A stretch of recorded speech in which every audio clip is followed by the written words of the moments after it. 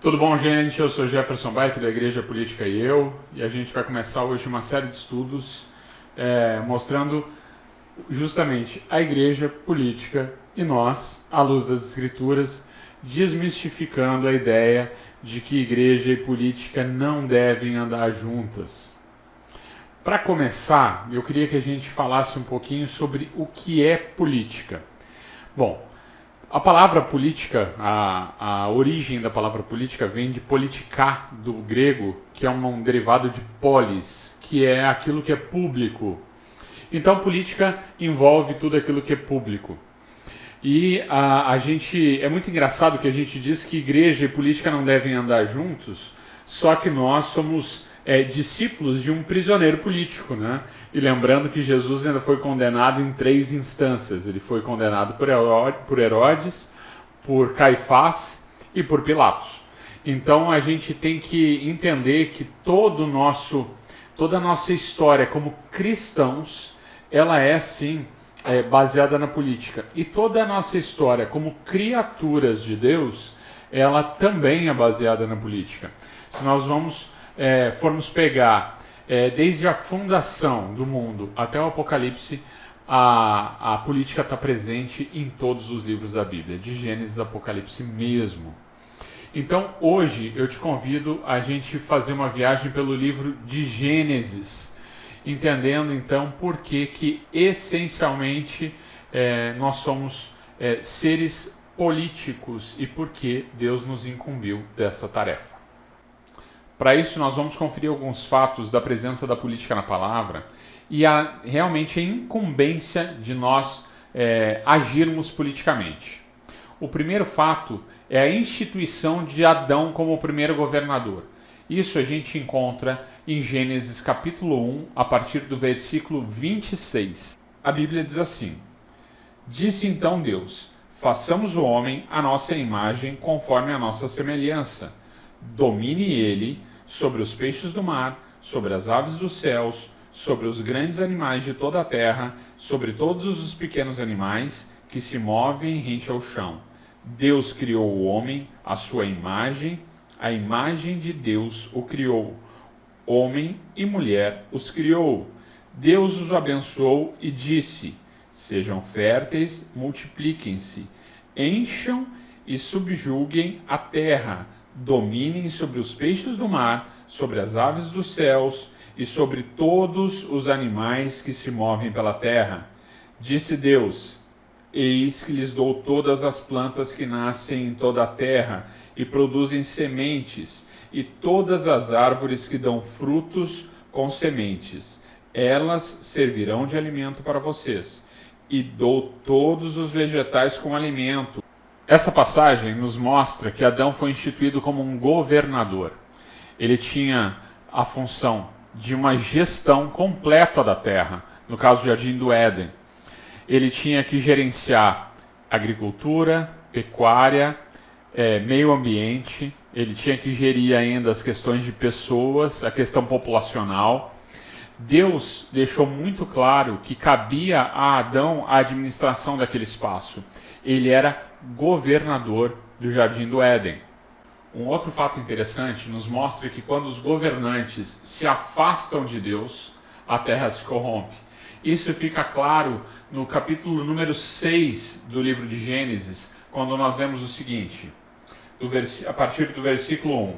Quando os homens começaram a multiplicar-se na terra, eles nasceram filhas. Os filhos de Deus viram que as filhas dos homens eram bonitas e escolheram para si aquelas que lhes agradaram.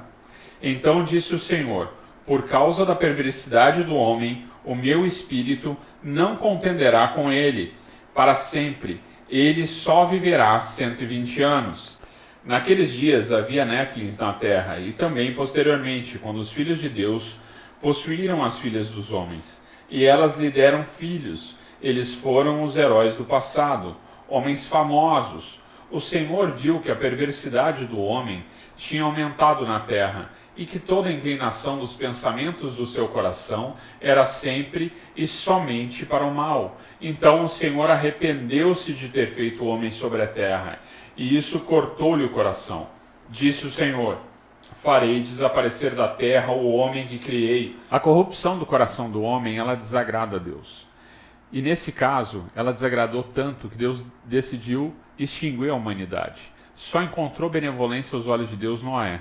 E aí foi toda a parte da criação da Arca de Noé, que vocês conhecem a história. Mas é importante que a gente entenda aqui que as nações podem sim se corromper, e ao se corromperem, elas entristecem o coração de Deus a ponto de fazer com que ele haja contra a humanidade. Isso é fato, isso é bíblico, está aqui. Um outro fato que é muito interessante é que nós podemos constatar em Gênesis 11, a partir do versículo 1, quando a gente lê a história da Torre de Babel. E aí que é muito importante que a gente entenda a importância de nós falarmos como igreja uma única linguagem, pelo menos na questão política. E aí a gente lê o seguinte: no mundo todo havia apenas uma língua, um só modo de falar. Saindo os homens do Oriente, encontraram uma planície no Cinear e ali se fixaram. Disseram uns aos outros: vamos fazer tijolos e queimá-los bem. Usaram tijolos em lugar de pedras e piche em vez de argamassa. Depois disseram: vamos construir uma cidade com uma torre que alcance os céus. Assim o nosso nome será famoso e não seremos espalhados pela face da terra. O Senhor desceu para ver a cidade e a torre que os homens estavam construindo. E disse o Senhor: eles são um só povo e falam uma só língua, e começaram a construir isso. Em breve nada poderá impedir o que planejam fazer. Venham, desçamos e confundamos a língua que falam, para que não entendam mais uns aos outros. Assim o Senhor os dispersou dali por toda a terra, e pararam de construir a cidade. Por isso foi chamada Babel, porque ali o Senhor confundiu a língua de todo o mundo. Dali o Senhor os espalhou por toda a terra. A unidade, ela é fator básico para que nós alcancemos aquilo que nós temos como objetivo. Deus mostra que isso é tão forte que ele chegou a ter que intervir para desfazer a unidade com a qual os homens estavam trabalhando. Quando nós, como igreja, agirmos como um só corpo, como realmente nós devemos agir, quando nós, como igreja, tomarmos uma posição e defendermos aquilo que a Bíblia nos diz para defender, nós conseguiremos sim mudar tudo aquilo que tem nos sido imposto, inclusive, e facilmente, inclusive, a política. A política não é mais difícil de se mudar do que a vontade de Deus. Deus mudou aquilo que ele tinha criado inicialmente. Nós éramos um só povo com uma só linguagem. E Deus mudou isso porque ele viu o poder da unidade dos homens. Quando nós tivermos essa unidade, nós vamos conseguir mudar a realidade política da nossa nação. Por isso é fundamental que nós consigamos agregar o máximo de pessoas para as nossas fileiras. Que nós consigamos defender as nossas pautas contra as ideologias, tanto as ideologias de gênero, como as ideologias feministas, como as ideologias abortistas, como as ideologias que buscam cercear os direitos de culto. Se nós não ficarmos atentos a isso, logo nós vamos sofrer consequências. Um outro fato que nos mostra a presença da política, inclusive faz um paralelo muito interessante com a política atual, é o que nós encontramos no capítulo 12 do livro de Gênesis, quando nós lemos a história de Abraão. Abraão pode ser apontado como o primeiro diplomata que nós temos na história. Abraão encontra-se numa situação difícil economicamente e ele vai buscar a solução disso em terras estrangeiras. Na palavra nós lemos o seguinte, a partir do versículo 10 do capítulo 12 do livro de Gênesis nós lemos: houve fome naquela terra e Abraão desceu ao Egito para ali viver algum tempo, pois a fome era rigorosa. Quando estava chegando ao Egito, disse a Sarai, sua mulher: bem sei que você é bonita. Quando os egípcios a virem, dirão: esta é a mulher dele, e me matarão, mas deixarão você viva. Diga que é minha irmã, para que me tratem bem por amor a você, e minha vida será poupada por sua causa. Quando Abrão chegou ao Egito, viram os egípcios que Sarai era uma mulher muito bonita. Vendo os homens da corte de Faraó, a elogiaram diante de Faraó, e ela foi levada ao seu palácio. Ele tratou bem a Abraão por causa dela, e Abraão recebeu ovelhas, bois, jumentos e jumentas, servos e servas e camelos. Mas o Senhor puniu a Faraó e a sua corte com graves doenças por causa de Sarai, mulher de Abraão. Por isso o Faraó mandou chamar Abraão e disse: O que você fez comigo? Por que não me falou que ela era sua mulher?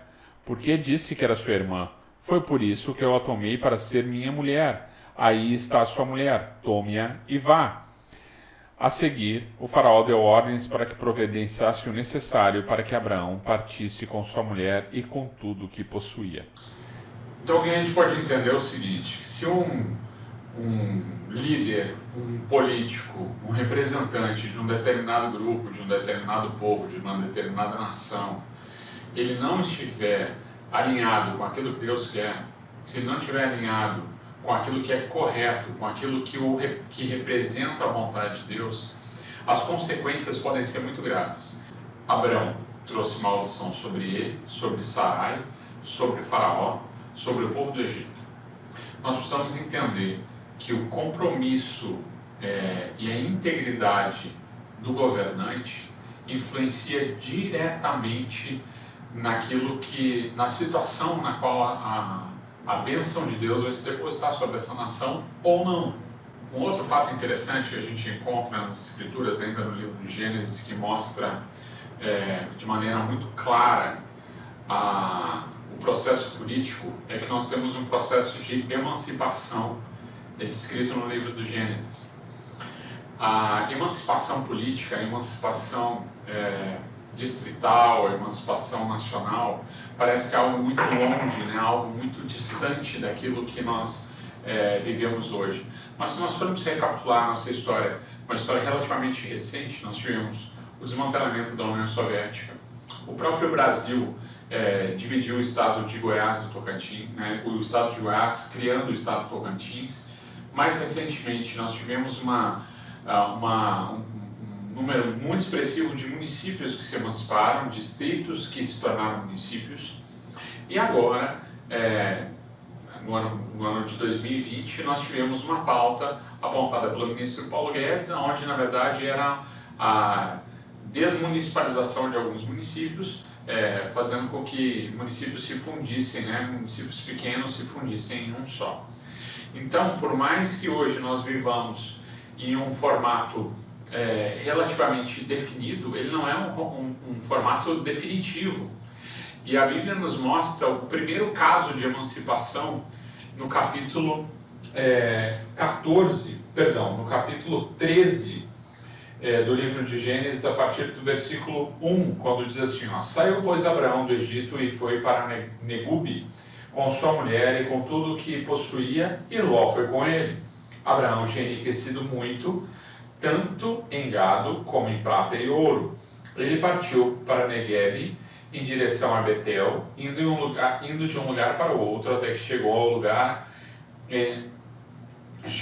ao lugar entre Betel e Ai, onde já havia armado acampamento anteriormente, e onde pela primeira vez tinha construído um altar. Ali Abraão invocou o nome do Senhor. Ló, que acompanhava Abraão, também possuía rebanhos e tendas, e não podiam morar os dois juntos na mesma região, porque possuíam tantos bens que a terra não podia sustentá-los. Por isso, surgiu uma desavença entre os pastores dos rebanhos de Abraão e de Ló. Nessa época, os cananeus e os ferezeus habitavam naquela terra. Então Abraão disse a Ló: Não haja desavença entre mim e você, entre os seus pastores e os meus, afinal somos irmãos. Aí está a terra inteira diante de você. Vamos separar-nos. Se você for para a esquerda, eu irei para a direita. Se você for para a direita, eu irei para a esquerda. Olhou então Ló e viu todo o vale do Jordão, todo ele bem irrigado até Zoar. Era como um jardim do Senhor, como a terra do Egito. Isto se deu antes de o Senhor destruir Sodoma e Gomorra. Ló escolheu todo o vale do Jordão e partiu em direção ao leste. Assim os dois se separaram. Abraão ficou com a terra de Canaã, mas Ló mudou o seu acampamento para o lugar próximo a Sodoma, entre as cidades do vale. Ora, os homens de Sodoma eram extremamente perversos e pecadores contra o Senhor. A decisão de Ló se baseou única e exclusivamente em fatores naturais. Ele não buscou direção de Deus para tomar a decisão que tomou. E isso trouxe consequências muito danosas para Ló, para sua família. No livro 14, a partir do versículo 1 até o versículo 11, nós vemos um outro fato muito interessante, que é o surgimento das primeiras alianças políticas. A Bíblia nos diz assim: naquela época, Anrafel, rei de Sinear, Arioque, rei de Eleazar, Quedorlaomer, rei de Elão, Tidal, rei de Goim, foram à guerra contra Bera, rei de Sodoma, contra Birza, rei de Gomorra, contra Sinabe, rei de Adama, contra Simeber, rei de Zeboim, e contra o rei de Belá, que é Zoar. Todos esses últimos juntaram suas tropas no vale de Sidim, onde fica o mar salgado. 12 anos estiveram sujeitos a Quedorlaomer, mas no 13º ano se rebelaram. No 14º ano, Quedorlaomer e os reis que a ele tinham se aliado derrotaram os Refaíns em Asterote Carmaim, os Zuzins em An e Emins em Save Kiriataim, e os Ereus desde os montes de Seir até El-Parã, próximo ao deserto. Depois voltaram e foram para En-Mispate, que é Cádiz, e conquistaram todo o território dos Amalequitas e dos Amoreus que viviam em Azazon Tamar. Então os reis de Sodoma, de Gomorra, de Adama, de Zeboim, de Belá, que é Zoar, marcharam e tomaram posições de combate no vale de Sidim, contra Querdomael, rei de Elão, contra Tidal, rei de Goim, contra Anrafel, rei de Sinear, e contra Arioque, rei de Elazar. Eram 4 reis contra 5. Ora, o vale de Sidim era cheio de poços de betume, e quando os reis de Sodoma e Gomorra fugiram, alguns de seus homens caíram nos poços, e o restante escapou para os montes. Os vencedores saquearam todos os bens de Sodoma e de Gomorra, e todo o seu mantimento, e partiram. Levaram também Ló, sobrinho de Abraão, e os bens que ele possuía, visto que morava em Sodoma. Aqui nós vemos 2 coisas. A decisão de Ló, quando ele parte para o lado de Sodoma, sem a direção de Deus, trouxe total ruína a ele. Ou seja, o governante que age longe dos caminhos do Senhor, que age longe daquilo que Deus tem planejado para ele, está fadado a trazer desgraça sobre ele e sobre o seu povo. Segundo, as alianças políticas existem desde os primórdios. Reis se juntam com reis, reis bons com reis bons, reis maus com reis maus. As conveniências políticas existem desde sempre. E isso tem que ser muito bem direcionado por Deus. Se o governante não estiver no centro da vontade de Deus, muito provavelmente ele vai fazer alianças equivocadas, e essas alianças vão trazer sérios problemas para ele e para a nação que ele governa. Uma história que marca todo o final do livro do Gênesis e mostra muito do que a política pode fazer em benefício de um povo é a história de José. Do capítulo 39 até o capítulo 41 de Gênesis, nós lemos a primeira parte da história de José. E ali a gente pode ver que o político que entrega resultados, o governante que entrega resultados, ele é forjado. José tinha, sim, uma incumbência dada por Deus para governar. Ele foi chamado para isso, ele foi concebido para isso. Só que a natureza de José não era suficiente para ele poder executar tudo aquilo que Deus tinha para ele. ele não teria maturidade, ele não teria alicerces espirituais, ele não teria alicerces de formação para poder fazer tudo que Deus tinha para que ele fizesse. Então, nesses capítulos, a partir do 39, nós lemos a formação de José para que ele pudesse ser o governante que se tornou, que salvou não só o Egito, mas salvou toda aquela região num período de fome. Quando nós entendemos que nós precisamos buscar pessoas qualificadas para ocupar esses cargos, não significa que outras pessoas não possam se qualificar. É muito importante que a igreja conceba e forme líderes políticos. E isso começa como aconteceu com José, ainda muito jovem. José passou por tentações, José passou por formação, ele foi treinado na casa de Potifar, ele foi educado na casa de Potifar, ele vai para a cadeia para aprender a ser humilde, porque José, a gente conhece a história, quem conhece a história de José sabe que ele, quando moço, tinha um problema sério de arrogância, mas enfim, durante toda a história dos capítulos 39, 40 e 41, nós vemos um homem sendo forjado para estar pronto para assumir o seu papel político diante de toda aquela nação e de toda aquela região, na verdade. No capítulo 41, do versículo 1 ao 55, eu não vou ler porque é um texto bastante extenso, nós vemos que um político bem assessorado, ele prospera a sua nação. Faraó entendeu que o que José tinha da parte de Deus para apresentar para ele tinha muito fundamento, tinha muita base, e isso entregaria não só resultados, como prosperidade para a nação. É incrível que José começa primeiro a comprar, quando o povo acaba não tem mais dinheiro para comprar, ele começa a permutar, mas enfim, ele constrói todo um sistema econômico de manutenção do povo egípcio. E isso faz com que as nações que estavam em volta do Egito se voltassem para o Egito e fossem buscar no Egito suprimento. Isso mostra que a cadeia governamental que nós vivemos hoje, com presidente e ministros, já era a realidade na época da Bíblia. Isso nos mostra mais uma vez o desenho político que a Bíblia nos dá.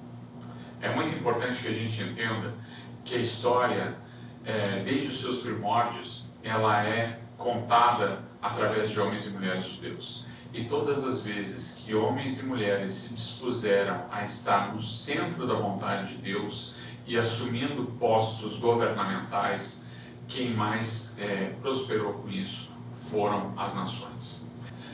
É papel nosso, como igreja, elegermos protagonistas que estejam alinhados com esses valores. Se nós não entendermos que a igreja não tem um papel apenas espiritual, mas também um papel social, as nossas nações estão fadadas a passar por maus bocados, cada vez mais maus bocados. Esse foi o nosso primeiro episódio, eu espero que vocês tenham gostado. Na semana que vem nós vamos falar sobre o Êxodo, um livro que é carregado de bagagem política. O Êxodo nos mostra a entrega da primeira Constituição para as nações e mostra ainda a implementação de um formato que até hoje nós seguimos, que é o formato hierárquico da política. A gente se vê lá. Obrigado, um abraço, que Deus te abençoe.